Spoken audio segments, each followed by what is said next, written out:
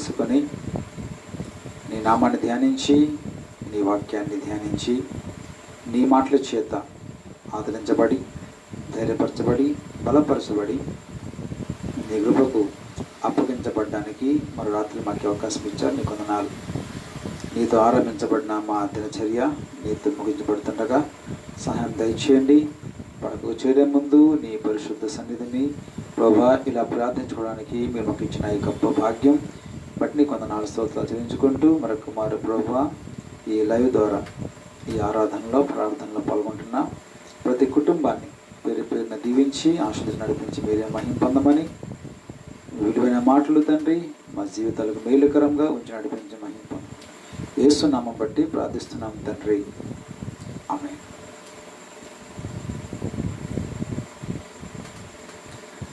నీవే చాలయ్యా యేసు, నీవే చాలయ్యా, నా జీవితానికి నీవే మేలయ్యా. నీవే చాలయ్యా యేసు, నీవే చాలయ్యా, నా జీవితానికి నీవే మేలయ్యా.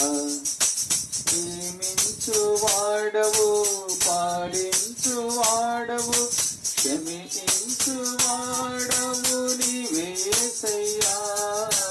ప్రేమించు వాడవు, పాలించు వాడవు, క్షమించు వాడవు నీవే యేసయ్యా. నా కన్నీటిలోయలు నన్ను లేవదీసిన నీవే చాలయ్యా యేసు, నీవే మేలయ్యా. నీవే చాలయ్యా యేసు, నీవే మేలయ్యా.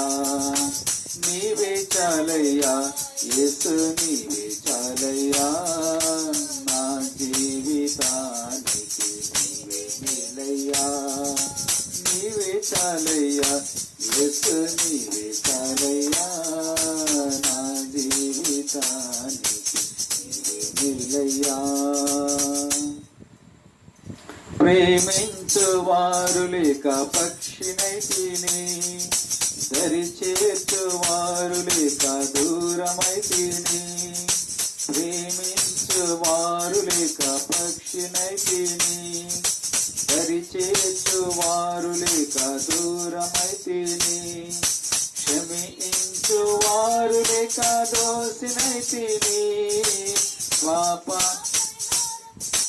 నిన్ను చేరితిని, నా పాపాన్ని నీ ఓర్చి నన్ను మనిషి చేసిన నీవే చాలయ్యా యేసు, నీవే మేలయ్యా.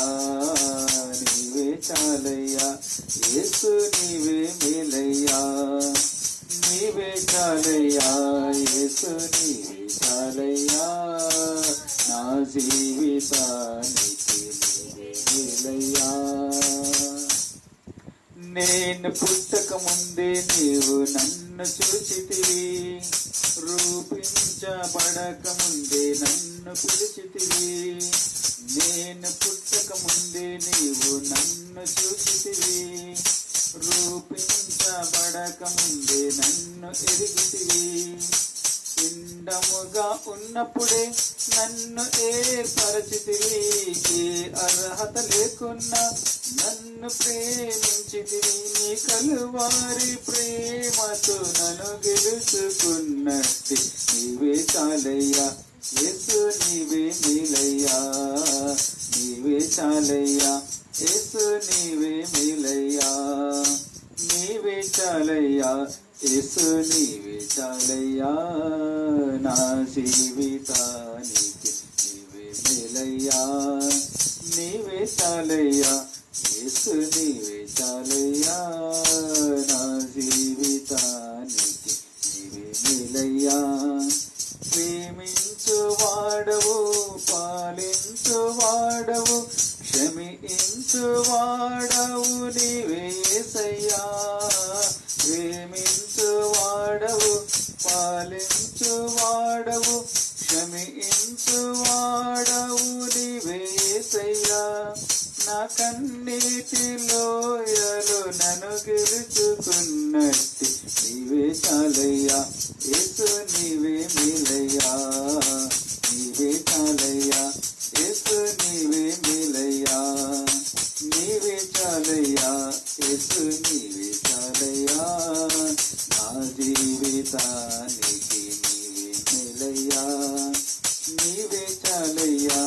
యేసు నీవే చాలయ్యా నా జీవితానికి, నీవే మేలయ్యా నా జీవితానికి, నీవే మేలయ్యా నా జీవితానికి, నీవే మేలయ్యా.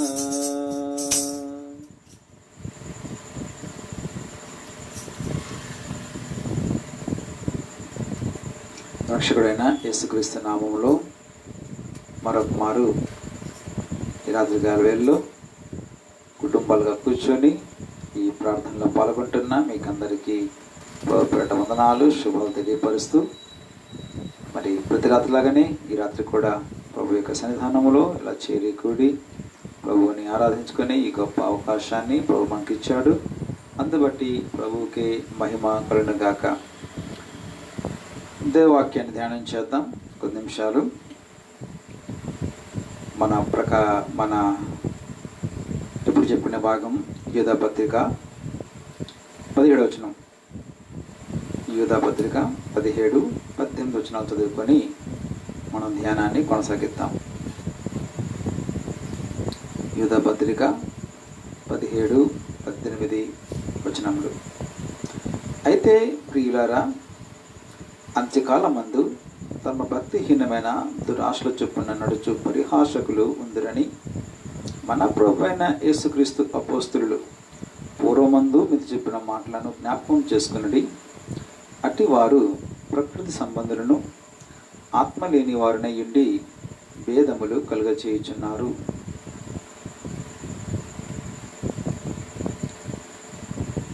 అబద్ధ బోధకులు రహస్యంగా సంఘంలో జరబడి సంఘ ఐక్యతను పాడు చేస్తూ, సంఘాన్ని చిన్నపడం చేస్తూ, కష్టపడలేక ప్రయాసపడలేక ఉన్న చోటే సంఘాలు పెట్టి నూతనాత్మకు వెళ్ళడం చేతకాక అప్పటికే విశ్వాస క్రమంలో ఉన్న కొందరిని కల్లబలి మాటలు చెప్పి తమ వెంట ఈడ్చుకుని పోయే ఈ పద్ధతి అప్పుడు ఉంది, ఇప్పుడు ఉంది. ఇప్పుడు ఇంకా విపరీతమైంది. ఎవరికి వారే తెగించి సాహసించి ఈ రంగం దిగిపోయారు ఇంకా. కాబట్టి ఈ పరిస్థితిలోన ఇంకా పద్దాకల వారి నుంచి మాట్లాడుకోవడం ప్రయోజనం లేదు. కొన్ని విషయాలు మనం నేర్చుకున్నాం, అది కూడా వాళ్ళపై కోపంతో కాదు, మళ్ళీ మనం కాపాడుకోవడానికి. సో ఈ నేపథ్యంలో మరి ఏ విధంగా మనము మన ఐక్యతను, మన సాక్ష్యాన్ని, మన రక్షణను, మన ఆత్మీయతను కాపాడుకోవాలి, ఇలాంటి వారి యొక్క ఉచ్చుల్లో పడకుండా మనం ఏ విధంగా జతపడాలి, అవసరం అంటారంటే అఫ్కోర్స్ అవసరం. యేసు ప్రభువారు 5 రొట్టెలు 2 చేపలు పంచిన విషయం మన బాగా తెలుసు. కానీ అది కాకుండా ఒక దగ్గర 7 రొట్టెలు 4 చేపలు పంచాడు కదా, మత్తయి 16వ అధ్యాయంలోన. గమనించండి, ఈ రొట్టెలు పంచిన తర్వాత యేసు ప్రభు వారు వాడు గమనిస్తే అయిపోయింది, భోజన వ్యవహారం కార్యక్రమం జరిగిపోయింది, విషయం అక్కడితో సమాప్తి అయింది.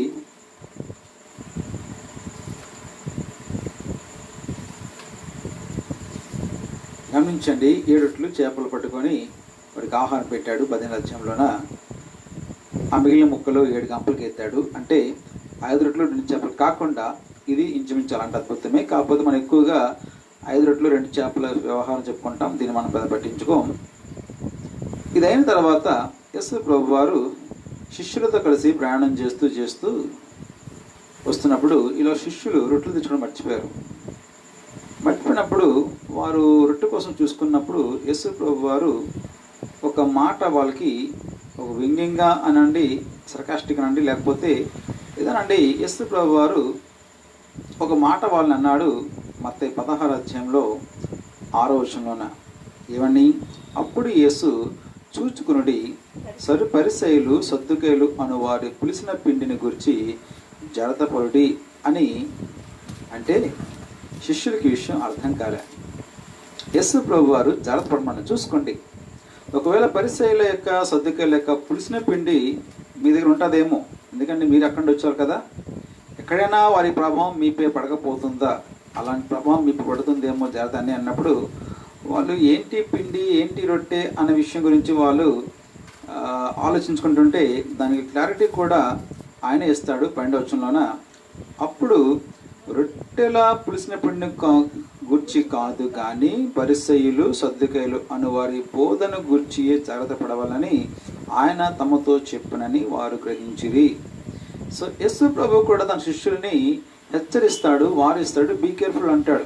ఒకవేళ ఇది మీతో కలిసిపోద్దేమో, వారి ప్రభావం మీకు పడుతుందేమో, ఆ రకంగా మీరు అసలైన విధానం నుంచి ఉపదేశం నుంచి తొలగిపోతారేమో అని హెచ్చరించాడు. సో కాబట్టి ఇప్పుడు ఇలాంటి వారు అలాంటి పరిసర సర్దుకాయలు లాంటి వారు ఈరోజు క్రైస్తవ సంఘాల్లో పుష్కలంగా నిండిపోయారు. ఏదన్నట్టుగాను వారు మన సంఘాల్లో రహస్యముగా జ్వరపడిపోయారు. రహస్యముగా వారు జ్వరపడ్డారు.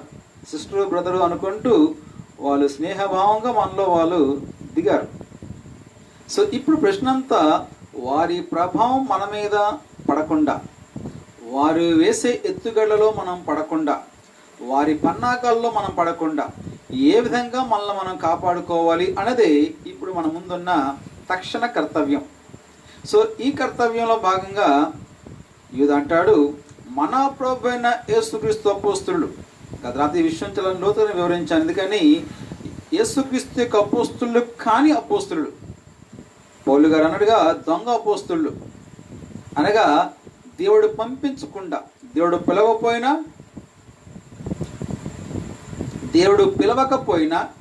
దేవుడు పంపించకపోయినా తమకు తాముగా బయలుదేరి స్వయం ప్రేరేపితమైన సేవకు ముందుకొచ్చి మేము కూడా సేవకులమే అని నమ్మబలుగుతూ, గమనించండి, సేవకులుగా చలామణి అయిపోతున్నారు. సో కాబట్టి ఒక సేవకుడు అనబడినవాడు దేవుని చేత పిలువబడి పంపబడిన వాడే ఉంటాడు. సో కాబట్టి ఈ పిలువబడి పంపబడిన సేవకుల నుంచి ఈ పిలువబడిని ఈ స్వయం ప్రేరిత సేవకులు ఉన్నారు. కాబట్టి వీళ్ళని తేడా చూపిస్తూ అంటాడు, అపోస్తులు కాని అపోస్తున్నారు కాబట్టి మీరు వాళ్ళు మాట్లాడద్దు. ఎందుకని వారు పిలువబడినవారు కాదు, పంపబడినవారు కాదు, తమకు తాముగా వచ్చిన వాళ్ళు, స్వయం ప్రేరేపితులు. వాళ్ళు దేవుని చేత పిలువబడి పంపబడిన వారైతే కానే కాదు. సో కాబట్టి వారి మాట పక్కన పెట్టండి, మన ప్రభువైన యేసుక్రీస్తుకు అప్పొస్తున్నారు చూసారా. ఎవరు వాళ్ళు? దేవుడు తన మర్మాలకు అప్పగించాడు. ఎవరు వారు? క్రీస్తుకు రాయవారు. దేవుడు సమాధాన పరిచర్య వారికి అప్పగించాడు. దేవుడు తన పరలోక రాజ్య మర్మాల వరకు అప్పగించాడు. అందరికి అప్పగించలే, వారికే అప్పగించాడు. సో క్రైస్తవ భక్తి విశ్వాసానికి వారు పునాది వేసిన వాళ్ళు, వారు పునాది వేసిన వాళ్ళు. అందుకంటాడు, వారు వేసిన పునాది మీద మనం కట్టబడ్డాం. సో కాబట్టి వారు మన పునాదిరాళ్ళు.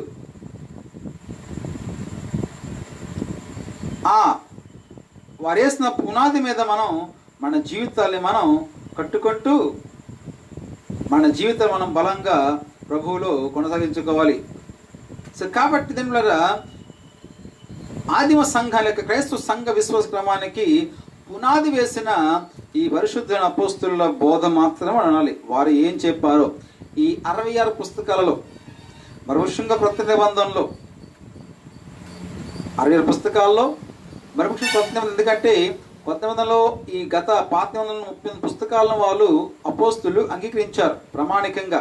సో కాబట్టి మరి ముఖ్యంగా కొత్త నిబంధనలో అపోస్తులైన వారు పేతురు అనగా, పౌలు అనగా, లేకపోతే ఇతరులు అనగా, యోహాను అనగా, యూదా అనగా, యాకోబు అనగా, ఇలాంటి అపోస్తులు మనకి 27 పుస్తకాలలో ఏ బోధ మనకి ఇచ్చారో ఈ యొక్క బోధే మనం వినాలి, ఈ బోధే మనం నేర్చుకోవాలి, ఈ బోధ ప్రకారం నడుచుకోవాలి. దీనికి మించింది లేదు, ఉండబోదు. పౌరుడి ప్రకారంగా ఈ సువార్త కాక వేరొక సువార్త సాక్షాత్తు పై నుంచి దేవదూత దిగొచ్చి చెప్పినా వినొద్దు అంటాడు గలతీ 1:6లోన. వినొద్దు. సో కాబట్టి ఈ 27 పుస్తకాల్లో, క్రొత్త నిబంధన 27 పుస్తకాల్లో అపోస్తులు మనకి ఏ బోధ అందించారో మనము ఆ బోధ మీదనే కట్టుకోవాలి, మనం ఆ బోధను కాపాడుకోవాలి, మనం ఆ బోధ కొనసాగాలి. ఆ బోధ కాక మరొక బోధ ఎవరు చేస్తాం మనం వినొద్దు. ఆదిమ సంఘం ఎక్కడ బాగుపడంటే చెప్తుంది, వీరు అపోస్తుల బోధ యందు ఎడతెక్క ఉండిరి. అపోస్తుల బోధ చాలా మంది చెప్పుకొచ్చారు, కానీ ఎవరి బోధలు వినలే. వాళ్ళు కేవలం అపోస్తుల బోధ మాత్రమే విన్నారు. ఈరోజు సంఘాలు ఎవడ బోధిస్తాడు బోధకి వెళ్ళిపోతున్నారు. ఎక్కడో పులోమంటే ఆటేసి వెళ్ళిపోతున్నారు. స్వస్థత రెండో అంటే వెళ్ళిపోతున్నారు. రెండే మీ దుఃఖదం సమాప్తం ఫస్ట్ వాక్యం రాస్తాడు, ఫస్ట్ హెడ్డింగ్ వాక్యం ఉంటుంది, రెండే మీ దుఃఖదం సమాప్తమగును అనగాన అసలు ఆ వాక్యం యొక్క అర్థం ఏమిటి? రెండే మీ దుఃఖదం సమాప్తమగును అన్నప్పుడు ఆ వాక్యం యొక్క నేపథ్యం ఏంటి, దాని బ్యాక్గ్రౌండ్ ఏంటి, ఏ సందర్భంలో ఆ వాక్యం చెప్పబడ్డది, ఆ వాక్యం యొక్క తాత్పర్యం ఏంటి, అది మనకు ఏ రకం వర్తిస్తుంది, ఈ అవసరం వాళ్ళకి. దుఃఖం సమాప్తం అవుతాయి అనగాన ఇదే చాలా బాగుంది అన్నట్టుగాను, ఏదో కరోనా లాక్డౌన్లో రేషన్కి ఇచ్చినట్టుగా పొలోమని పారిపోతాం, ఏదో ఇస్తున్నారు అక్కడ ఏదో ఇస్తున్నారు అక్కడ ఏదో ఇస్తుందని చెప్పేసి పారిపోతున్నారు. అపోస్తుల బోధ వేరే ఏ బోధ ఉండదు. అపోస్తుల బోధలో మనం ఎడతెక్కడ ఉండాలి, నిలకడ ఉండాలి. సో ఆల్రెడీ అంటాడు యూదా గారు, ఆల్రెడీ మన ప్రభు అయిన యేసుక్రీస్తు యొక్క అపోస్తులు అంటే మీకు బోధించారు. ఇందులో మాకు తెలియదండి, ఇప్పుడు వినలేదండి, మాకు అర్థం కాలేదండి అనడానికి అవకాశం లేదు. అపోస్తులు ఆల్రెడీ హెచ్చరించారు. కొన్ని విషయాలు మీకు నేను చూపిస్తాను వాక్యం నుంచి. అపోస్తులు ఏ రకంగా ముందుగా హెచ్చరించారు. అపోస్తుల కార్యములు 20వ అధ్యాయంలోన, అపోస్తుల కార్యం గ్రంథం 20వ అధ్యాయంలో ఎఫెసు సంఘ పెద్దలో మిలేతు ద్వీప తీరంలో ఎఫెసు సంఘ పెద్దలతో పౌలు గారు మాట్లాడుతున్నాడు. ఈ మాట్లాడుతున్నప్పుడు ఆయన ఒక చక్కని మాట చెప్పాడు. 27 నుంచి చదువుకొద్దాం.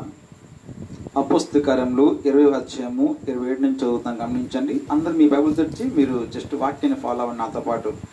అంటాడు పౌలు గారు, దేవుని సంకల్పం అంతయు మీకు తెలపకుండా నేను దాయలే. సో కాబట్టి మీరు నేను తప్పట్లేరు, మాకు తెలియదు అని కూడా అనలేదు. ఎందుకని ఏది చెప్పాలో అదంతా మీకు ఏది దాయకుండా దేవుని యొక్క ఉపదేశమంతా సంకల్పమంతా మీకు చాలా తేట తెల్లంగా సూటిగా విశ్లేషించి వివరాత్మకంగా మీకు నేను చెప్పాను, ఏ దాయలేదు. కాబట్టి దేవుడు తన స్వరక్తమిచ్చి సంపాదించుకున్న తన సంఘమును కాయుటకు పరిశుద్ధాత్మను దేని యందు అధ్యక్షులుగా ఉంచెను. ఆ యావత్ మందను గూర్చి మీ మట్టుకు మిమ్మును గూర్చి జాగ్రత్త. మందను కాసుకోండి, సేమ్ టైం మిమ్మల్ని మీరు కూడా కాసుకోండి. ఎందుకని దేవుడు మిమ్మల్ని తాను స్వరక్తం సంపాదించిన తన సంఘం అంతటిపై మిమ్మల్ని అధ్యక్షుడు దేవుడు నియమించాడు. ఆ సంఘాన్ని దేవుడు మీ రెస్పాన్సిబిలిటీకి అప్పగించాడు. మిమ్మల్ని నమ్మి, మీ అర్హత బట్టి కాదు, మీ యోగ్యత బట్టి కాదు, మిమ్మల్ని నమ్మి నా గొర్రెల్ని ఖాయము, నా గొర్రె పిల్లల్ని ఖాయం అంటూ మిమ్మల్ని నమ్మి ఆయన తన మంద, తాను స్వరక్తం ఇచ్చేది, మీ మంద కాదు, నా మంద కాదు, తన స్వరక్తం ఇచ్చి తాను సంపాదించుకున్న తన మందను ఆయన సంఘ పెద్దలుగా, సంఘ కాపురులుగా, సంఘ నాయకులుగా మీ చేతికి అప్పగించాడు. సో కాబట్టి ఆ మందం జాగ్రత్త. ఎందుకంటే ఒకరోజు ప్రధాన కాపురు వచ్చినప్పుడు మీరు లెక్క ఇవ్వాలి. సో మందను జాగ్రత్త కాయండి. ఎందుకని? రెండోది, మిమ్మల్ని మీరు కూడా కాసుకోండి. ఎందుకని? ఆ కారణం చెప్తాడు కింద 29 ఏంటి కారణం అంట, నేను వెళ్ళిపోయిన తర్వాత క్రూరమైన తోడేళ్ళు, గమనించండి, బయట నుంచి రావు, మాట్లాడచ్చండి, మీలో నుండి తోడేళ్ళు మీలో ప్రవేశించిన నాకు తెలియను.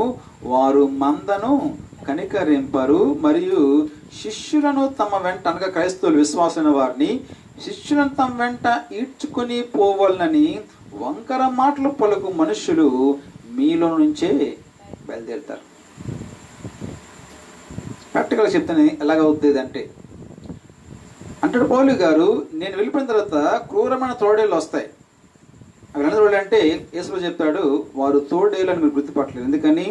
గొర్రెల చర్మము వేసుకుంటారు, దొంగ అపోస్తుల వేషం వేసుకుంటారు, నీతి పరిచరుల వేషాన్ని వాళ్ళు వేసుకొని భక్తి పరులలాగా, ప్రార్థన పరులలాగా నటిస్తూ వస్తారు. సో వాళ్ళు వచ్చి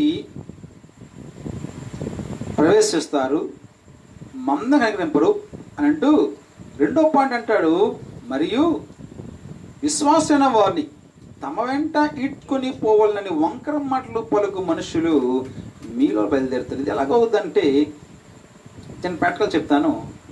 ఆవిడెవరో లేక ఆయన ఎవరో బ్రదరు సిస్టర్ అని సంఘంలో అందరితో పరిచయం పెట్టుకోరు, ఒక కుటుంబంతో పరిచయం పెట్టుకుంటారు. ఒక కుటుంబంతో పరిచయం పెట్టుకుంటారు. పెట్టుకొని ఆ కుటుంబాన్ని బాగా తమ వైపు డైవర్ట్ చేసుకుంటారు. ఆ కుటుంబం యొక్క మైండ్లో పూర్తిగా వాళ్ళ వైపు తిప్పుకుంటారు. సో తోడేలు అయిపోయింది, ఒక ఫ్యామిలీ జరిగిందా. ఇప్పుడు ఆ కుటుంబాన్ని ఉపయోగించుకొని, అదే మీలో నుండి అన్నారు, ఆ కుటుంబంలో నుంచి ఇప్పుడు వాళ్ళు ఏం చేస్తుంటే ఆ కుటుంబం మన సంఘ బిడ్డలే ఏం చేస్తారు, అందుకెళ్ళి పలానా అయ్యగారు పలానా అమ్మగారు బాగా ప్రార్థన చేస్తున్నారు, ప్రార్థన చేసి స్వస్థ జరుగుతున్నాయి, వాళ్ళకి మంచి స్వస్థవరం ఉంది, ప్రార్థన చేయించుకోండి రండి అని చెప్పేసి వంకర మాటలు చెప్పి గమనించండి ఈడ్చికెళ్తున్నారు. మళ్ళా ఈడ్చికెళ్తున్నారంట వాళ్ళు కాదు, మీలో ఉన్నవాళ్ళు. ఈ మీలో ఉన్న వారిని వాళ్ళు పట్టుకున్నారు, వీళ్ళ ద్వారా తమ కార్యం నెరవేర్చుకుంటున్నారు. ఇప్పుడు వీళ్ళు మీలో ఉన్నవారు, మీలో ఒకరు వారు శిష్యులను తమ వెంట ఈడ్చుకొని ఈ సంఘం నుంచి ఆ సంఘంకి ఈ కోడిని దాక్కోవడానికి లేకపోతున్నారు.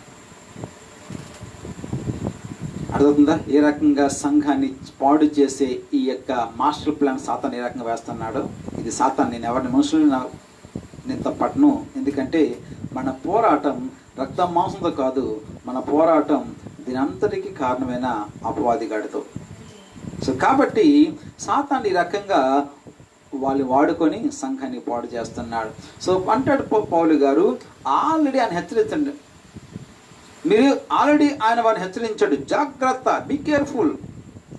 క్రూరమైన తొడలు వస్తాయి, మందను పాడు చేస్తారు, కొందరు ఉపయోగించుకుంటారు, మీలో వాళ్ళు కొందరు వాడుకుంటాడు. వారు మీతో ఉంటూ మీ సంఘంలో ఉంటూ మీ సంఘ బిడ్డలుగా ఉన్న వాళ్ళే వంకర మాట చెప్పి కొందని తమ వెంట అక్కడికి ఈడ్చుకుంటూ పోతారు. సో అందుకని నేను పౌలు అంటాడు, అందుకే 37 వచనం, అందుకు నేను 3 సంవత్సరములు రాత్రింబగళ్ళు కన్నీరు విడిచుచు ప్రతి మనుషునికి మానక బుద్ధి చెప్పిందని జ్ఞాపకం చేసుకొని బీ కేర్ఫుల్, బీ అలర్ట్, జాగ్రత్త, ఇదంతా తేలిక తీసుకోవద్దు అని పౌలు గారు ఆల్రెడీ సంఘానికి హెచ్చరించాడు. ఆ అబద్ధికులు వార్త వేయబడిన మనస్సాక్షి గలవారే వివాహము నిషేధించుచు సత్య విషయమై అనుభవ జ్ఞానం గల విశ్వాసులు కృతజ్ఞతాస్తులు చెల్లించి పుచ్చుకుని నిమిత్తము దేవుడు సూచించిన ఆహార వస్తువులను కొన్నిటిని తినుటకు మానవులని చెప్పుదురు. గమనించండి, పౌలుడు అంటున్నాడు, కడవరి దినముల్లో కొందరు అబద్ధికుల వేషధారణల మోసపరచు ఆత్మలందును దయ్యంలో బోధన లక్ష్యం ఉంచి విశ్వాస భ్రష్టులవుతారని ఆత్మ బయలుపరిచాడు. సో ఆల్రెడీ తిమోతికి అది హెచ్చరించాడు.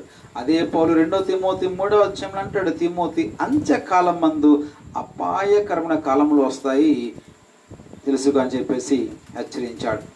ఇలా చెప్పుకుంటూ పోతే అపోస్తులు ఆల్రెడీ యోహాను కూడా విషయాన్ని హెచ్చరిస్తాడు. యోహాను పత్రికలో యోహాను హెచ్చరిస్తాడు 4వ అధ్యాయంలో, ప్రియులారా, అనేకులైన అబద్ధ ప్రవక్తలు లోకమును బయలు వెళ్ళి ఉన్నారు కనుక ప్రతి ఆత్మను నమ్మక ఆయా ఆత్మలు దేవుని సంబంధమైనవో కావో పరీక్షించండి. అటు పౌలు ఇటు యోహాను ఇత్యాది అపోస్తులందరూ కూడా ప్రత్యక్షంగానో పరోక్షంగానో తమ మాటల్లో వారు ఉండి చాలా సుస్పష్టంగా సంఘాలను హెచ్చరించారు. ఏమంటే, ఇదిగో సంఘాన్ని పాడు చేసే పరిస్థితులు, ప్రజలు, ప్రబోధకులు, ప్రవక్తలు బయలుదేరుతారు, వాళ్ళు తోడేళ్ళు, ఇలాంటి వారి దగ్గర జాగ్రత్తగా ఉండండి. మీ మందను మీరు వాళ్ళు ఏం చేయలేరు, ఎందుకంటే వాళ్ళందుకు ఏర్పరచబడ్డారు. కాకపోతే మీ బాధ్యత అంతా మిమ్మల్ని మీరు కాచుకోండి, మీ కింద ఉన్న మందను మీరు కాచుకోండి అంటాడు. సో కాబట్టి ఆ మాటలనే యోధ ఇక్కడ ఉత్కంఠిస్తూ అంటాడు, ఏమని, మన ప్రభువైన యేసుక్రీస్తు యొక్క అపోస్తులు పూర్వమందు మీరు చెప్పిన మాటల్ని మీరు జ్ఞాపకం చేసుకోండి. ఎందుకు మీరు ఆశ్చర్యపోయి అవునా నిజమా అలాగైందా అలాగా అని మీరేం కనుబొమ్మలు పెద్ద చేయనక్కర్లేదు. ఆల్రెడీ మన అపోస్తులు దాని విషయంలో హెచ్చరించారు. సో వాళ్ళు ఆల్రెడీ చెప్పారు. ఆ మాటలు మీరు జ్ఞాపకం చేసుకుంటే చాలు, అది మీ మైండ్ నుండి చాలు. దేవుని మాటలు మీ మనసు నుండి చాలు. ఒక మాట చెప్పినా, ఒక విషయం చెప్పినా, చూడండి గట్టి గాలేస్తే ఏ చెట్టు పడిపోద్ది? ఏ చెట్టు పడిపోద్ది? సాధారణంగా కొబ్బరి చెట్లు తాటి చెట్లు అని పడిపోతాయి. ఎందుకని? కొబ్బరి చెట్లు తాటి చెట్లు ఈ వృక్ష జాతికి తల్లివేరు ఉండదు, కేవలం పిల్లవేరు తప్ప. సాధారణ ఒక చెట్టు యొక్క బలం ఏదంటే తల్లివేరే. మనసు బాటనీలో తల్లివేరు పిల్లవేరు అని చదువుతాం. తల్లివేరు ముఖ్యమైనది. ఓ కొబ్బరి చెట్టు, ఓ తాటి చెట్టు, ఓ ఈత చెట్టు పడిపోయినంత సులువుగా ఓ మర్రి చెట్టు పడిపోదేమి? ఓ మర్రి చెట్టు పడిపోదు. గల కారణము దాని వేరు గట్టిగా భూమిలో పాతిపి ఉంటుంది. ఆ తల్లి వేరు లోతుగా పాతిపి ఉంటుందేమో. అది లోపల గమనించండి, అది అల్లుకు పడ్డదేమో, అది పడిపోదు. ఈరోజు విశ్వాసులు ఎవరితో పడిపోతారు? ఇలాంటి దొంగ బోధకులు, ఇలాంటి ఆశీర్వాద సువార్థికులు, ఇలాంటి పోస్పరెటీ కోసం చెప్పుకుంటూ సంఘాన్ని పాడు చేస్తుంటూ మా సంఘాన్ని రండి, మా ఇంటికి రండి, మా ప్రాంతం కూడా రండి, మా దగ్గర రండి అని చెప్పేసి ఈ మధ్య జోక్ చెప్పమంటారా? సీరియస్ విషయం చెప్పమంటారా? ఇప్పుడు మందిరాలు మూతపడ్డాయి కదా, ఇన్నాళ్ళు మందిరం ఓపెన్ అయినప్పుడు అంటే వీళ్ళు పండగ చూడండి. ఇంతకుముందు మందిరాలు ఓపెన్ అయినప్పుడు వారి విశ్వాసం పురిగొలిపి పలానా దగ్గర రండి అని మంచి వాక్యం చెప్తారు, చాలా బాధ్యత చెప్పేసి వాళ్ళని ఉసుకొలిపి వారి ద్వారా తీసుకెళ్ళేవారు. ఇప్పుడు అంటాను, నా సంఘంలో 200 మంది ఉన్నారు. ఎవరో వచ్చేసి ఆడు బాగా వాక్యం చేస్తారు రండి అని చెప్పేసి మా సంఘంలో తీసుకెళ్తే అది ఎక్కడ భక్తి అండి? అది ఎక్కడైనా భక్తి అండి? అది అలా తీసుకెళ్ళడం ఎంతవరకు కరెక్టు? అలా తీసుకురామని చెప్పడం నీకెంత కరెక్టు? తీసుకురండి. ఎవరంటే అన్యులు తీసుకురండి. ప్రభువుని ఎప్పుడు విన్నవాళ్ళు తీసుకురండి, తప్పు లేదు. కానీ ఆల్రెడీ ఒక సంఘానికి వెళ్తూ ఒక ఉపదేశాలు పంచబడుతూ ఒక సంఘ క్రమాన్ని కట్టుబడిన వాళ్ళని తీసుకురండి అని చెప్పడం మీరు తప్పు, తీసుకెళ్ళడం వాళ్ళది తప్పు. ఆ రకంగా మొదటిదా కల్లాగా చేసే దాదాపు చాలా సంఘాలు ఖాళీ అయ్యాయి. అంటే కొంతమంది కాకపోయినా చాలా సాగులు ఏడ్చారు. వాళ్ళు కష్టపడి ఆత్మ సంపాదించుకుంటే వీళ్ళు వచ్చే రకంగా లూటీ చేసుకుపోయారు. ఒక సత్యాన్ని ఎప్పుడు చెప్తుంటాను. నా విద్యార్థి ఆయన ఒక పేద సంఘ పాస్టర్ గారు, నా ఎండిలో నా స్టూడెంట్ ఆయన మాట్లాడుతూ, సార్ ఇది పరిస్థితి అని చెప్పవచ్చు. ఏంటి అంటే ఆయన టైటస్ అబ్బాయిది ఒక ఆవిడ పాస్టర్ అసలు కష్టం ఉన్నాడు. చిన్న పేద సంఘం, చిన్న సంఘం అయినా నమ్మకంగా సేవ చేసుకోవస్తున్నాడు. ఒక ఆవిడ వచ్చి ఆయన చేతికి 5 రూపాయలు కానుక పెట్టింది.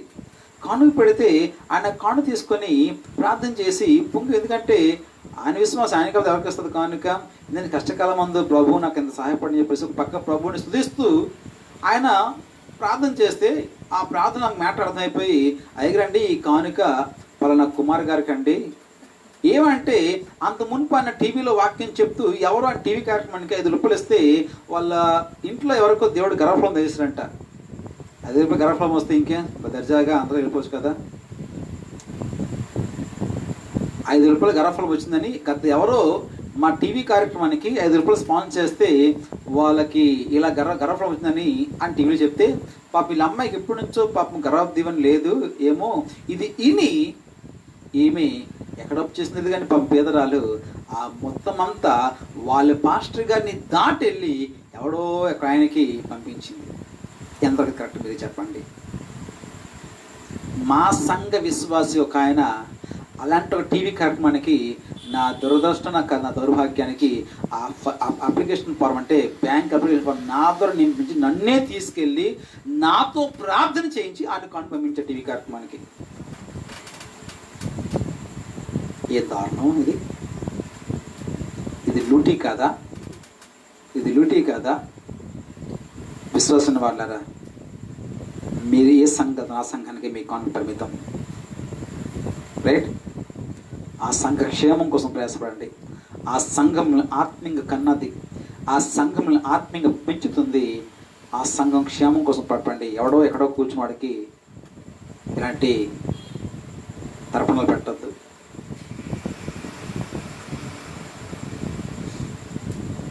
దేని బిడ్డలారా, పరిస్థితి ఏంటంటే ఈరోజు ఈ రకమైన పరిస్థితి అయిపోయింది. అయితే విషయం ఏంటంటే ఒకప్పుడు అలా ఉండేది. వాళ్ళు పంపించి మా సంఘాన్ని రండి, ఆ సంఘాన్ని రండి చెప్పేసి ఈ రకంగా తీసుకెళ్లేవారు. ఎప్పుడైతే లాక్డౌన్ స్టార్ట్ అయిందో ఇప్పుడు ఎంత పోవడం మొదలైంది. నా దగ్గర నా ఫోన్లో అలాంటి ఒక మెసేజ్ ఉన్నాయి, కానీ మీకు చూపిస్తాను, మీకు పెట్టమని మీకు పెడతాను. ఏంటంటే మా పాస్టర్ గారు రేపు ఉదయం 9 గంటలకు మీరు వాకింగ్ చెప్తారు, తప్పకుండా చూడండి. ఇది విశ్వాసులే, మాకున్న విశ్వాసులు ఎప్పుడు అలా పని చేయలేదు. మాకు ఇప్పుడు ఈరోజు దాకా పాస్టర్ గారు 9 గంటలకు వాకింగ్ చెప్తున్నారు వినండు అని ఎవరు చెప్పలే. కానీ వాళ్ళైతే ప్రతిరోజు మా పాస్టర్ టైం వాకింగ్ చెప్తారు వినండి అని వాళ్ళకి ఎంతమంది వాళ్ళు కాంటాక్ట్ ఉన్నారో అందరికీ మెసేజ్ డైలీ వాట్సాప్లోన. మళ్ళీ అంటున్నాను, ఏదో ఒక రకంగా మందం తమ్మెంట ఎప్పుడు పోవాలి. భయంకరంగా దినాలు భయంకరంగా మారుతున్నాయి. సరే, అలాంటి వాడు దేవుడు తీర్పు తీరుస్తాడు, మాకు అనవసరం విషయాలు. కాకపోతే అలాంటి పరిస్థితులు పడకుండా, అలాంటి ప్రలోభాలు పడకుండా, 5 ప్రస్తుతం మీ పిల్లలు పుడతారు. అబద్ధం ఒక ఆయన మ్యాగజైన్లో రాశాడు, ఆయనకి ఏదో చర్చి కట్టాలి లేకపోతే ప్రేయర్ హాల్ కట్టాలి. ఆయన రాశాడు, మీరు దేవుళ్ళు కట్టండి, దేవుడు బిల్లు కడతాడు. ఏంటండి ఈ లాటరీ సిస్టంలు? మీరు దేవుళ్ళు కట్టండి, దేవుడు బిల్లు కడతాడు అంటే దేవుని కట్టడం అని ఉద్దేశం కాదు. ఏంటండి ఈ లాటరీ బతుకు? ఈరోజు విశ్వాసులు అమాయకంగా తమ సంఘాలను మానుకొని, తమ సంఘాలని దాటుకుంటూ అలాంటి వాళ్ళకి వెళ్ళిపడిపోతున్నారు. అంటున్నాను, ఇలా చేసే కన్నా మన సహోదరులు ఉండొచ్చు సారా, ఆ పక్కన ఎక్కడో వెళ్ళి హుండీలో కానుసి వస్తారు. నీకు తేడా ఉంది. వాళ్ళు ఇల్లు వాకళ్ళు దాటుకుంటే ఎక్కడికో ఊరు కానీ ఊరు వెళ్ళి పాపం కొండెక్క హుండీలేసి వస్తున్నారు. నువ్వు అదే పని చేసి ఎక్కడికి వెళ్ళి ఎవరు హుండీలేసి వస్తున్నావు, నీకేదో అవుద్దని చెప్పేసి. మనం ఇవ్వడం తప్పు కాదు, ఇవ్వు. కాకపోతే నీ స్థానిక సంఘానికి ఇవ్వు. ఎందుకంటే ఆ సంఘం నీ కోసం ప్రయాసపడ్డాది, నిన్ను కన్నది, నిన్ను పెంచుతుంది, నిన్ను పోషిస్తుంది. నీకు జబ్బు వస్తే ఇంటికి వచ్చి నీ కోసం ప్రార్థన చేస్తుంది, నిన్ను శుభకార్యం నీకోసం నిలబడి ఆ శుభకార్యం జరిగిస్తుంది. నీకు కష్టం వస్తే నీకు నిలబడుతుంది, నీకు చావు వస్తే నీ చావు ఎత్తుంది. నీ మంచి చెడు అన్నీ కూడా దగ్గరుండి చూసుకున్నది ఆ సంఘం. అంటున్నాను, ఈరోజు పిచ్చిగా అమాయకంగా 5 రోజులు పంపించేవారు, నీకు జబ్బు వస్తుంది, దిగి వస్తాడు దగ్గరికి. నా సంఘంలో వ్యక్తి గమనించండి, వాళ్ళ అమ్మ చచ్చిపోతే వచ్చాడు కదా ఆయన, మళ్ళీ ఇప్పుడు 2 గంటలు అక్కడ ఏడుస్తుంది ఆవిడ వెళ్ళి, పాపం మాస్టర్ గారు అమ్మగారు అనుకుంటూ. వాళ్ళ అమ్మ చచ్చిపోతే రాలే ఆయన, కనీసం పలకరించిన పరిస్థితి లేదు. అంటున్నాను, అమాయకంగా 10,000 5,000 అక్కడ పెట్టావే, నీ కష్టం వస్తే వచ్చి నేను చూస్తాడా, ప్రార్థన చేస్తాడా? నువ్వు లెటర్ రాస్తావు, నువ్వు ఈమెయిల్ పెడతావు, కానీ ఫ్యాక్ట్ చెప్తున్నాను, నీ లెటర్లు ఈమెయిల్ కోసం ప్రార్థన చేయనట్లేదు. ప్రార్థన చేసే బృందం వేరు ఉంటారు. అసలు ఆయన ప్రార్థన చేయడానికి కనుక అందుబాటులో ఉండదు. ఎందుకంటే ఆయన ఎక్కడో అమెరికాలో, ఎక్కడో నార్వేలో, ఎక్కడో యుఎస్లో ఉంటాడు. ఆయన అక్కడ నుంచి ప్రార్థన చేస్తాడు. ఇప్పుడు ఒక ఆయన అమెరికా ప్రార్థన చేశాడు. నా ప్రశ్న అవుతుంది, కానీ నీ స్థానిక సంఘం నీ కష్టంలో, నష్టంలో, ఇబ్బంది, ఇరుకులో, చావులో, పుట్టుకలో అన్నిటిలో నీకు అండగా నిలబడుతుంది. అందుకని నీ స్థానిక సంఘాన్ని విస్మరించి ఎవరికో తీసుకెళ్ళి ఇలాంటి పనులు చేయొద్దు. తప్పది, భక్తి అనిపించుకోదు. అది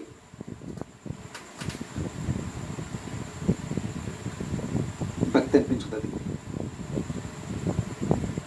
ఎవరో ఆకలితున్నారు, అన్నం పెట్టావు, మరి 3 నెలలు మీ పాస్టర్ ఏందని ఇప్పుడు ఆలోచించావా? మీరు ఏ సంఘం వెళ్తున్నారో ఆ సంఘ కాపరి, నాలుగు కొంతవరకు దేవుడి రూపాయలు పర్లేదు, కానీ మీరు ఏ సంఘ కాపరి 3 నెలలు ప్రార్థనలు లేవు, హౌస్ మిస్టింగ్ లేవు, ఏవి లేవు, కోటాలు లేవు. ఆయన ఏం తిన్నాడో ఎలాగొన్నాడో ఎప్పుడు ఆలోచించావా? ఎవరికో తీసుకెళ్ళి పెట్టావు. ఇది ఎంతవరకు నీ భక్తి? ఇది కరెక్ట్ భక్తి? ఆలోచించు ఒకసారి విశ్వాసిగా.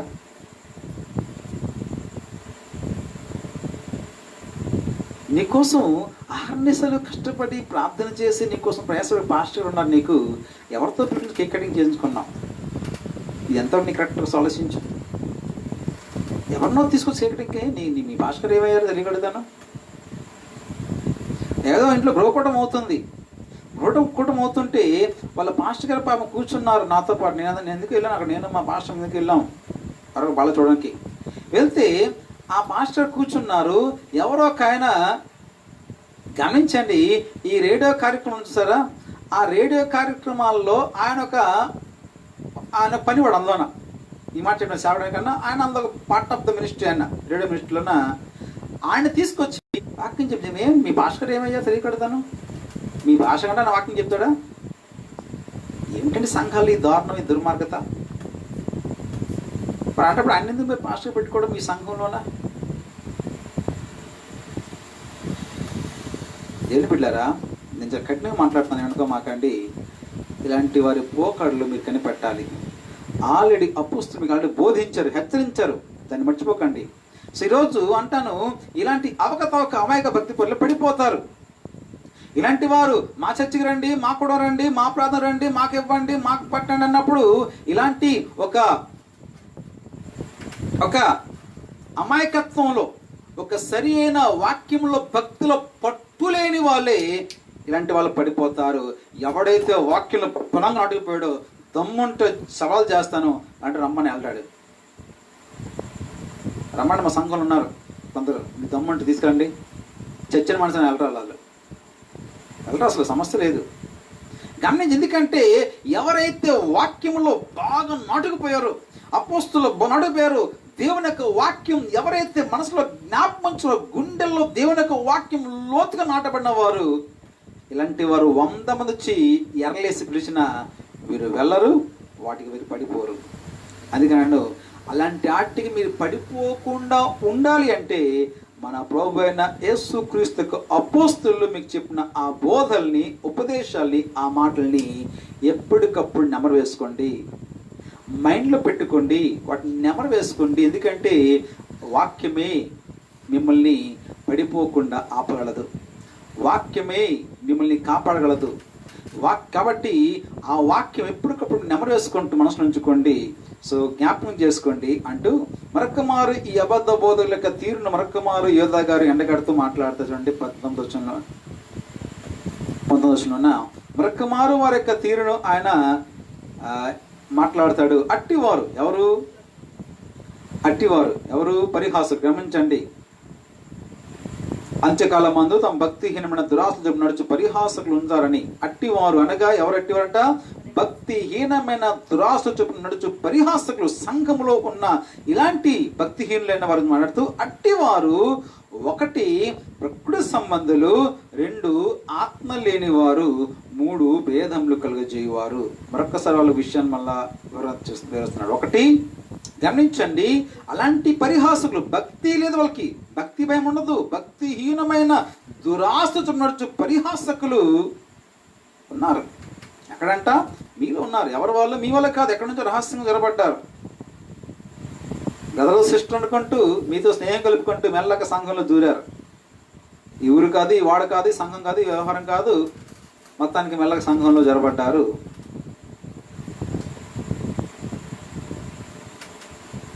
ఏం చేస్తున్నట్టు వీళ్ళు గమనించండి, ఇలాంటి వారు ప్రకృతి సంబంధులు, ఆత్మ సంబంధులు కారు. ప్రకృతి సంబంధం అన్నప్పుడు వాళ్ళు పదం వాడతాడు. గమనించండి, ఆ పదంగా సాధారణంగా ప్రకృతి అనే మాటకు, లోకం అనే మాటకు కాస్మోస్ అనే పదం వాడతారు. కాస్మోస్ అంటే వరల్డ్, కానీ ఇక్కడ సుఖి అనే పదం వాడతారు. సుఖి అంటే శరీరం, బాడీ, మాంసం. వీరు ప్రకృతి సంబంధులు అనగా వీరు శరీర సంబంధులు. వీళ్ళకించేపు శరీర సంబంధం ఆలోచనలుంటాయి. వీళ్ళకించేపు ఈ కారు బాగుంది, ఆ కారు బాగుంది, ఆ బట్ట బాగుంది, ఈ బట్ట బాగుంది, ఈ షూడ్ బాగుంది, ఈ స్పెట్స్ బాగుంది, ఈ వాచ్ బాగుంది, ఈ ఫోన్ బాగుంది.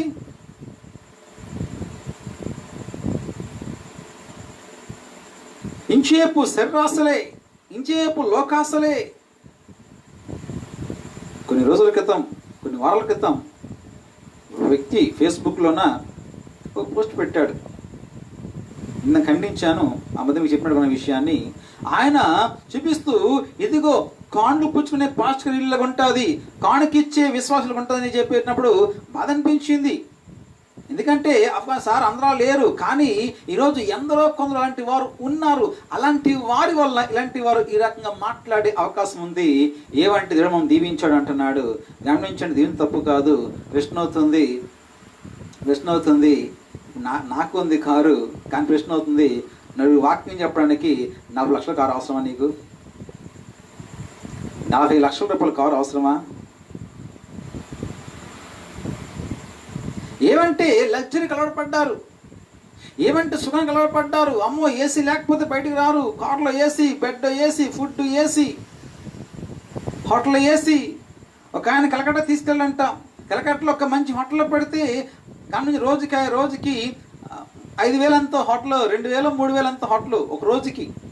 ఆయనకి ఆ హోటల్ నప్పలే. చిచ్చిచ్చి ఇదే హోటల్ చెప్పేసి వెళ్ళిపోయి కలకట్టలో తాజ్ బెంగళూరు అంటారు, దాదాపు ఒక రాత్రి 10,000 రూపాయలు ఆ హోటల్ బుక్ చేసిందండి. హోటల్ నప్పలే ఆయనకి, ఇంతటి అయ్యగారికి. ఇంచేపు శరీర సుఖాలు.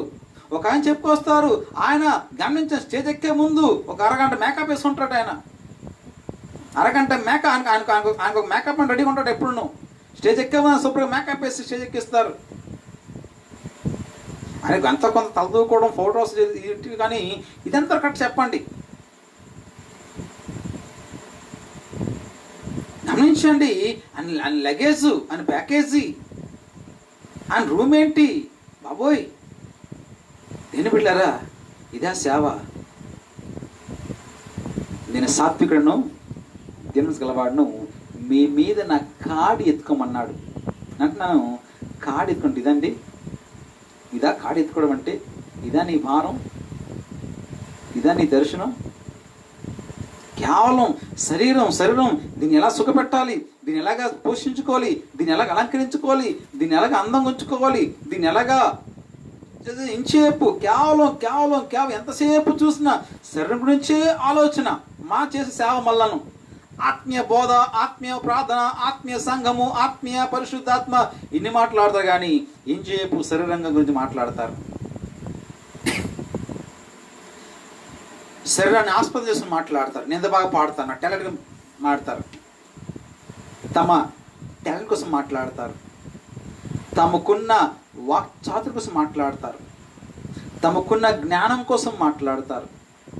తమకున్న బలం కోసం మాట్లాడతారు. ఇవన్నీ శరీర సంబంధం కావా? ఏమంటే పౌలు గారు, ఒకవేళ శరీరాన్ని ఆస్పదం చేసుకుని మాట్లాడితే నేను మీకంటే ఎక్కువ మాట్లాడతాను. శరీరాన్ని ఆస్పదం చేసుకోవాలి అనుకుంటే నేను మీకంటే ఎక్కువ మాట్లాడతాను. కానీ క్రీస్తు సిలువ వేయబడ్డాను, క్రీస్తు యొక్క ముత్తుల శరీరం ధరించుకున్నాను. ఎక్కడితలో బోధించి నేను భ్రష్టుడిని అయిపోతున్న ఒక భయం కొద్దీ నా శరీరం నేను సుఖం నలగొట్టుకుంటున్నాను. దీని సుఖం నెరపలే. దీనికి గమనించండి, ఈ సేవలు ఒకవేళ శరీరమా కొన్నిసార్లు సేవలో నీకు వస్త్రం వస్తుంది, రెడీగా ఉండు. శరీరమా కొన్నిసార్లు మంచి బట్టలు వేసుకుంటావు, కొన్నిసార్లు నీకు వస్త్రం వస్తుంది. శరీరమా కొన్నిసార్లు నీకు ఆహారం ఉంటుంది, కొన్నిసార్లు నీకు ఆకలి వేస్తుంది. శరీరమా కొన్నిసార్లు నిద్ర ఉంటుంది, కానీ కొన్నిసార్లు నిద్ర ఉండకపోద్ది. శరీరమా కొన్నిసార్లు నీకు మంచి సుఖభోగాలు ఉంటాయి, కానీ కొన్నిసార్లు నీకు ఉండవు. కాబట్టి శరీరమా సేవలో అన్నిటికీ సిద్ధమని చెప్పేసి నా శరీరాన్ని అన్ని వాతావరణాలకి నేను దాన్ని నేర్పించాను. కాబట్టి నేను దీనస్థితిలో ఉండగలను, నేను సమస్యతో ఉండగలను, నేను ఆకలితో ఉండగలను, నేను కడుపు నిండి ఉండగలను. బిర్యానీ తింటాను, ఏం లేకపోతే చెత్తను తినుకుంటాను. ఆ పూటకి బిర్యానీ తింటే పొంగిపోను, చెత్తను తినప్పుడు కుంగిపోను. ఇలాంటి టీషర్ట్ వేసినప్పుడు గర్వపడతాను, షూట్ వేసినప్పుడు గర్వపడతాను. షూట్ అని చెప్పేసి కాస్త ఎక్స్ట్రా చేయను, టీషర్ట్ అని చెప్పేసి తక్కువ ఉంచుకోను. ఎందుకని శరీరాన్ని అన్ని వాతావరణాలకి తప్పదు సేవిది. అన్ని దగ్గర ఏసీలు ఉండకపోవచ్చు,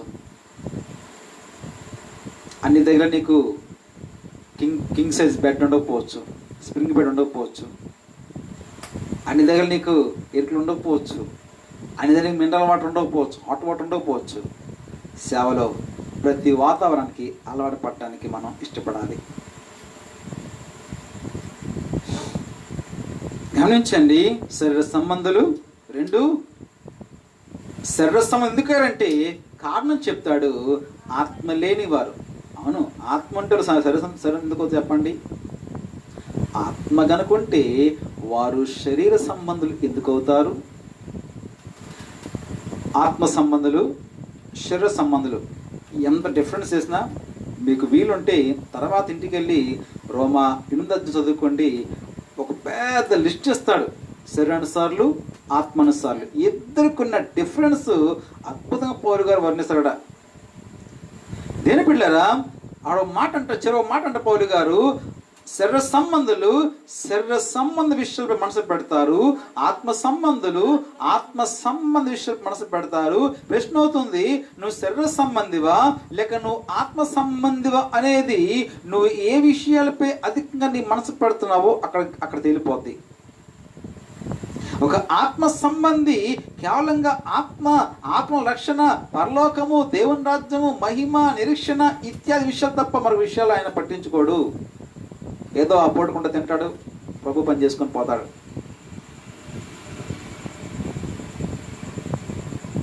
ఆత్మ లేని వారు వాళ్ళు, దేవుని ఆత్మ నింపడం కాదు. చెప్పదా, వారు తమ దురాస్త చొప్పున నడుచుకున్న వారే గాని ఆత్మను బట్టి నడుచుకున్నవారు కాదు. దురాష్ట్ర చొప్పున లేక దురాష్ట్ర చేత నడిపించబడ్డారే కానీ దేవుని ఆత్మ చేత నడిపించబడిన వారు కారు వాళ్ళు.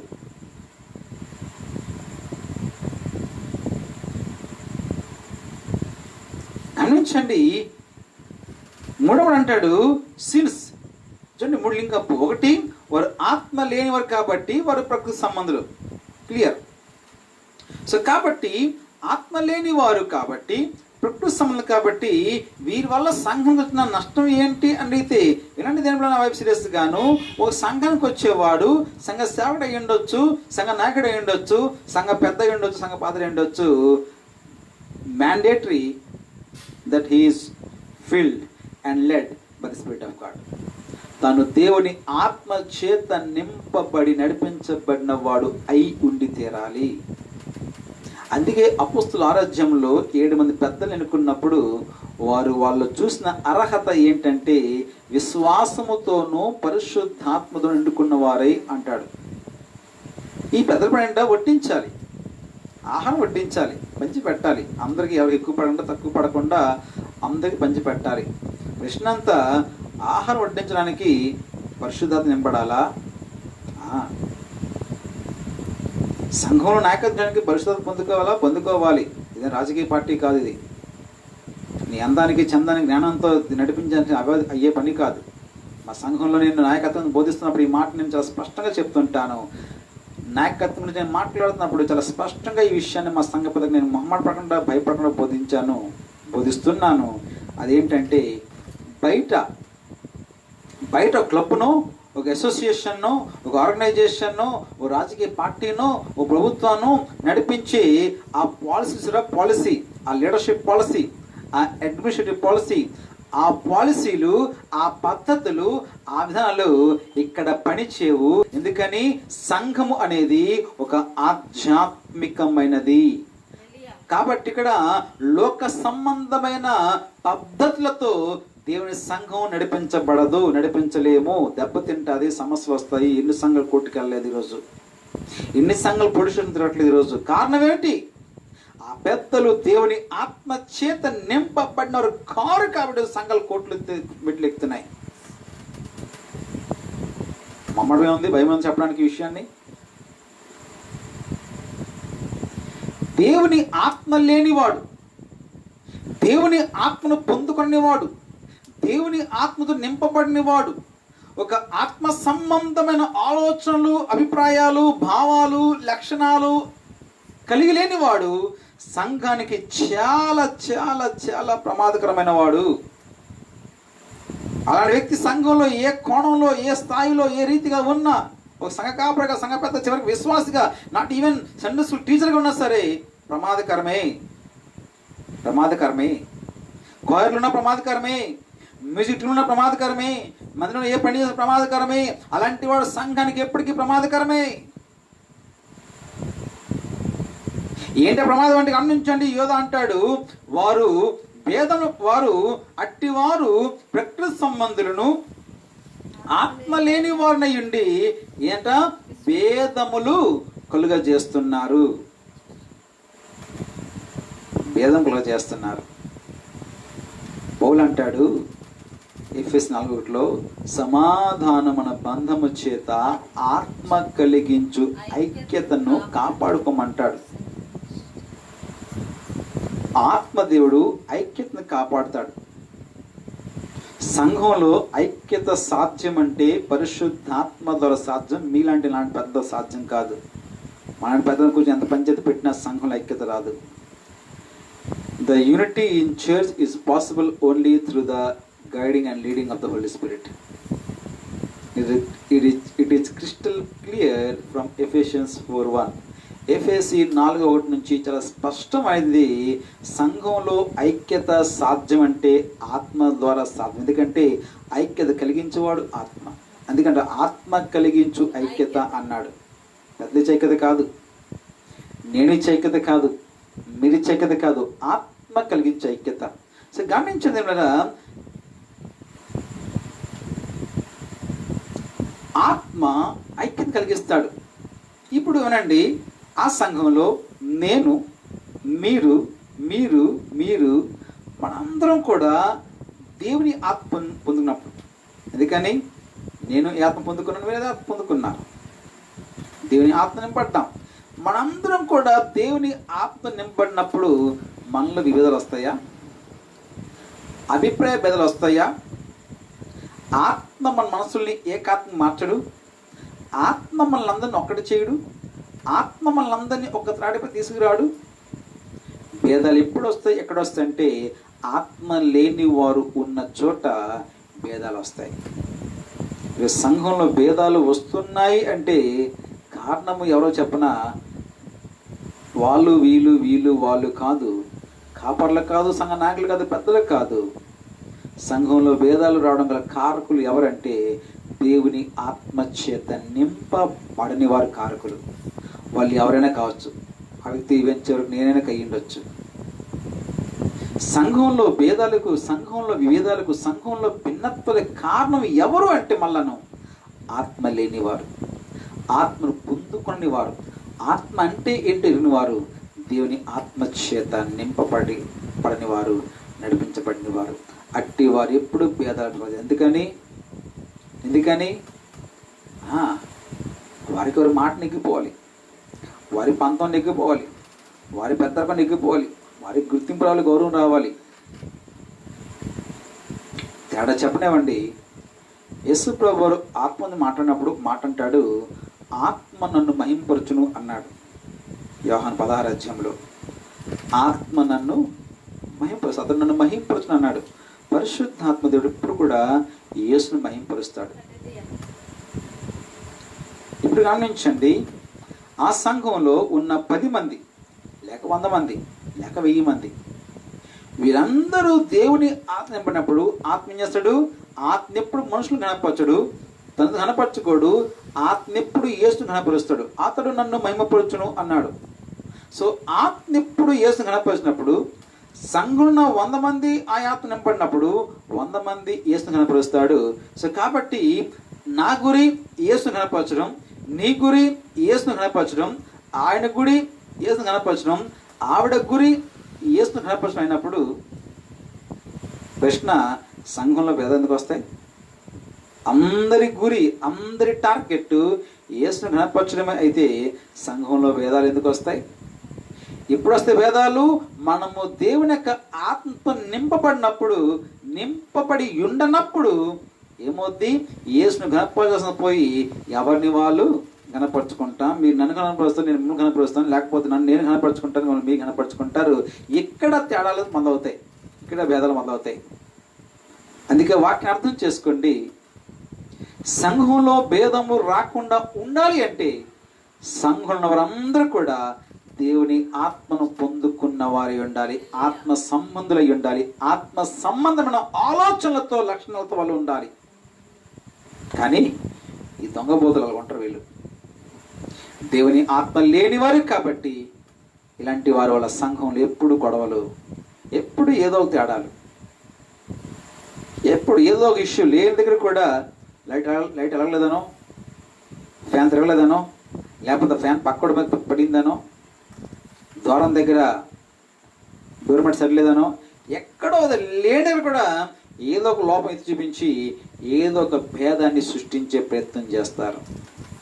ఈ భేదంలో ఉద్దేశం ఏంటి తెలిసిన మళ్ళాను అలాగనే వాళ్ళ సంఘంపై ప్రేమతో కోసమా, ఏదో సంఘంపై బిడ్డలపై ప్రేమతో వాళ్ళు ఆ పని చేయట్లేదు. ఇలా భేదం సృష్టించి సంఘని విడగొట్టి విభాగించి ఒక భాగం తమ వెంట తీసుకుని పోయి అక్కడ వాళ్ళు పెత్తనం చేసుకోవాలి. ప్రజెంట్ ఉన్న ట్రెండ్ అంత ఇది. ప్రజెంట్ సంఘంలో జరుగుతున్న కార్యం అంతా ఇదే. కాబట్టి ఈ పరిస్థితుల్లో ప్రతి సంఘము జరగబడాలి, వాక్యంలో బలపడాలి, భక్తిని కాపాడుకోవాలి, వాక్యంలో మనం పునాది వేసుకోవాలి, అపోస్తుల బోధ మీద కట్టబడాలి, అపోస్తుల బోధ ఎడతెగక మనం కొనసాగాలి. మనకు ఇవ్వబడిన ఉపదేశాన్ని మనం దాటి వెళ్ళకూడదు, ఉపదేశానికి అప్పగించబడాలి. వీటికి మించి మనందరం కూడా దేవుని ఆత్మచేత నిండి ఉండాలి. అటు కృప దేవుడు మన సంఘాన్ని దయచేయను కాక. ప్రార్థన చేసుకుందాం. మహాపరిశుద్ధుడా, ప్రేమగల మా తండ్రి, మరి రాత్రి నాతో మాట్లాడాం.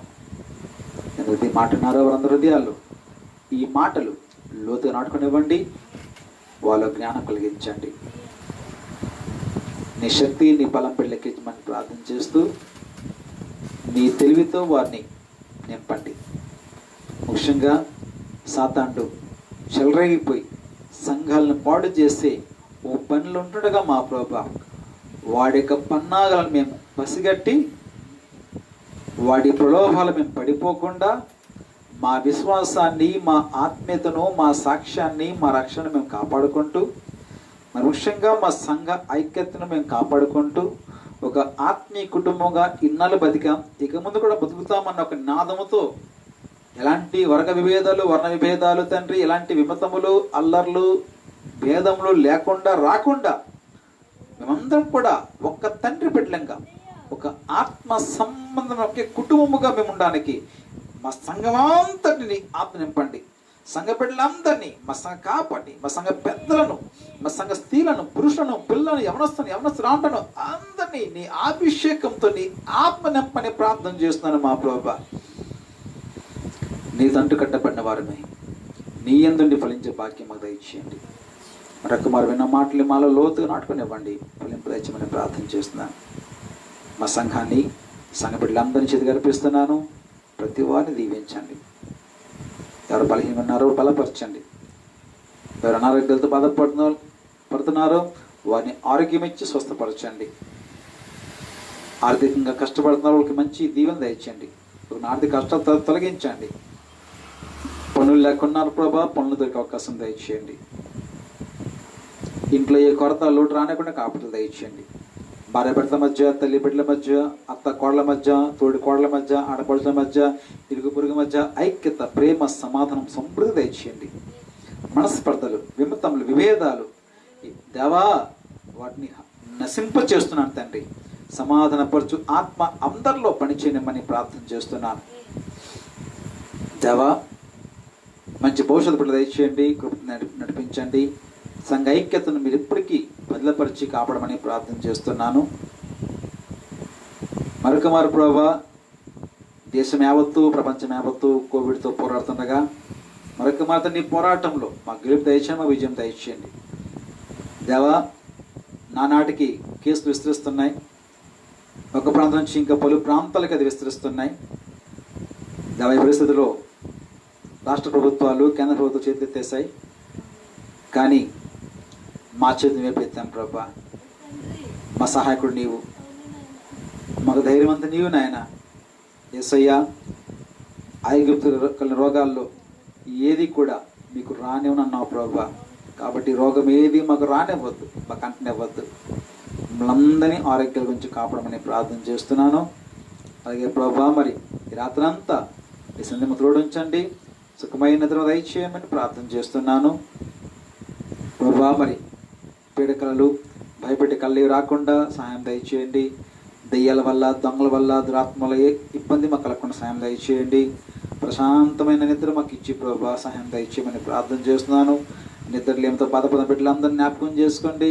దేవానికి మంచి నిద్ర దయచేయమని, సహాయం దయచేయమని ప్రార్థన చేస్తున్నాను ప్రభా. ఉదయాన్నే వేకుని లేచి దేవా నిన్ను స్తుతించడానికి, నీ మందిరానికి వచ్చి కనపరచడానికి దేవా మమ్మల్ని అందరినీ మీరే తట్టి లేపమని ప్రార్థన చేస్తున్నాను. మెలకువ దయచేయమని ప్రార్థన చేస్తున్నాను ప్రభా. అయ్యా తండ్రి,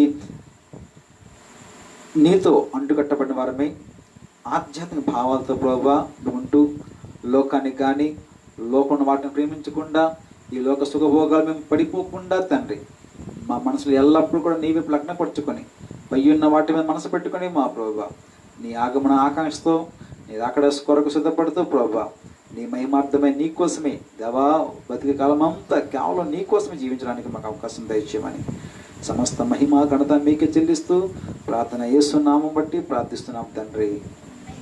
తండ్రి, కుమార పరిశుద్ధ దేవుడు మీకు ఇప్పుడు ఎల్లప్పుడు తోడేయండి, దీవించి క్షేమాన్ని ఇచ్చి నిత్యం నడిపించును గాక. ఆమేన్. ఆమేన్. ఎందుకు వందనాలు. దేవుడు దీవించగాక. సెలవు తీసుకుందాం.